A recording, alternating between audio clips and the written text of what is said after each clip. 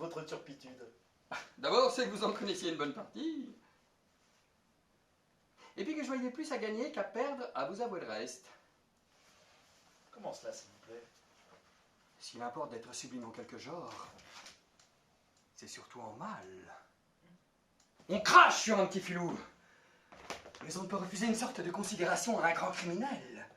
Son courage vous étonne, son atrocité vous fait frémir. On prise en tout l'unité du caractère. Mais cette estimable unité de caractère, vous ne l'avez pas encore.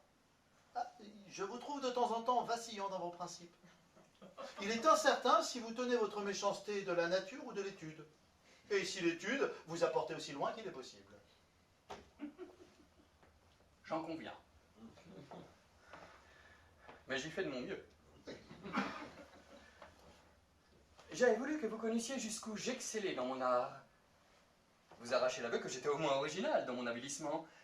Me placer dans votre tête sur la ligne des grands vauriens. Et m'écrier ensuite: vive Rameau, l'empereur des fourbes!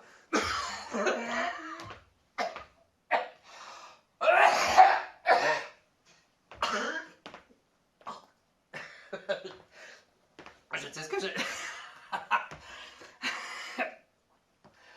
Quand je suis venu ici, j'étais vrai dispo. Et me voilà roué et brisé. Comme si j'avais fait 10 lieues.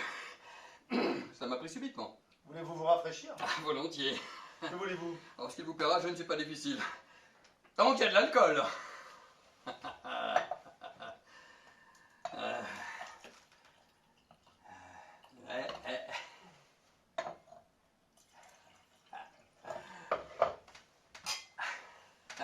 Santé.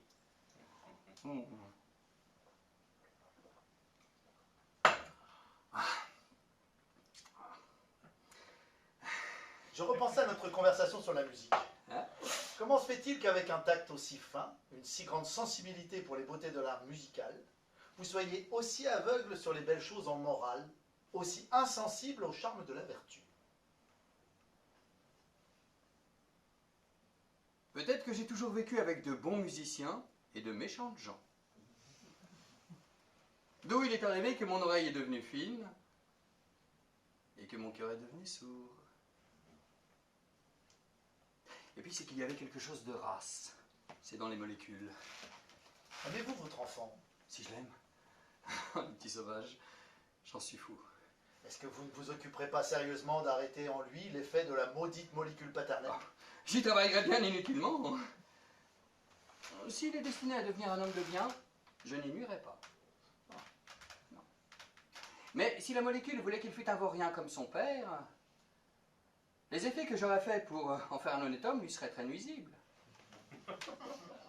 L'éducation croisant sans cesse la pente de la molécule, il serait tiré comme par deux forces contraires et marcherait tout de guingois dans la vie.